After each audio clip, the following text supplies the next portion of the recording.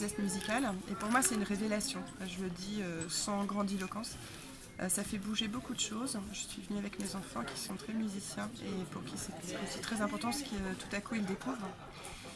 Parce que c'est un rapport vraiment profondément artistique en fait à la création, mais au sens très fort, c'est-à-dire qu'on accepte la surprise, on accepte de se faire bousculer, on accepte aussi la légitimité de l'improvisation, de la divagation.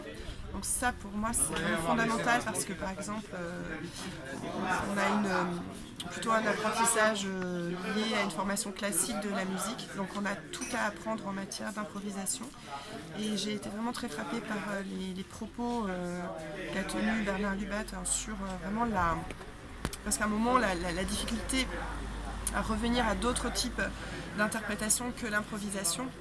Parce que là, on a goûté à la liberté, quoi. On a goûté à l'émancipation, on a goûté au fait de s'affranchir des codifications, des normes. Ça, c'est une première chose. Et la deuxième chose, et c'est lié bien sûr, c'est que c'est un lieu très politique. Et je l'entends dans un sens profond et pas du tout disqualifiant, mais au contraire, moi, c'est vraiment le lieu du commun, le lieu du partage, le lieu aussi où l'art est pensé comme une poésie politique. Et du coup, cette question de l'émancipation, elle n'est pas juste pensée pour des artistes, par des artistes.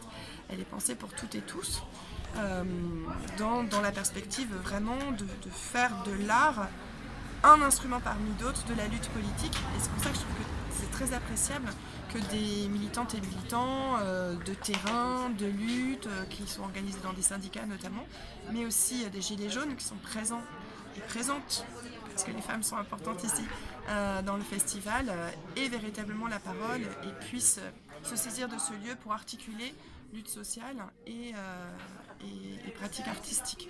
Du coup là, ce qu'on vient de faire par exemple, c'est au lieu de faire une conférence sur la thématique des voix du peuple et leur rapport à l'art, on a choisi de faire plutôt une assemblée générale où donc il n'y avait pas de prise de parole, d'autorité, de savoir supposé.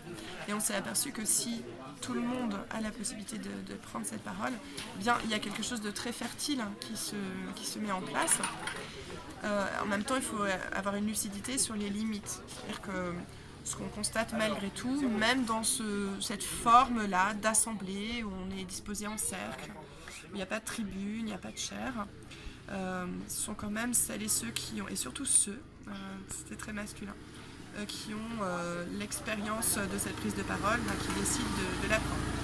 Donc voilà, il y a aussi cette conscience à avoir des limites. Je pense que il faut prendre tout ça à bras le corps et y réfléchir collectivement.